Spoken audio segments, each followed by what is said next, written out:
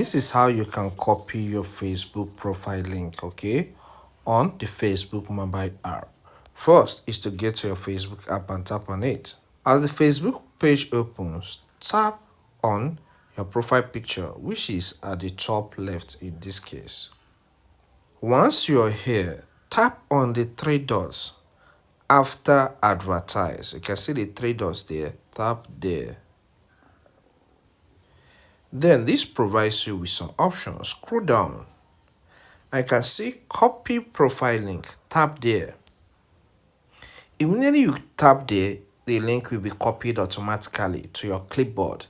Let's say I want to send it to someone on WhatsApp. So I'll get to the home screen. Then I'll get to my WhatsApp. But that's not the only way. You can send it to somebody by email, okay? But let's work with WhatsApp here. Get to the contact you want to send that to. Alright, as the page opens, tap on the chat area, okay? Tap there, then long press and select paste. This will give you a preview of how the profile looks like. Tap on the send button. And with this, the Facebook profile is sent to this user. So once he clicks on the link, he will be directed to my Facebook profile and connect with me.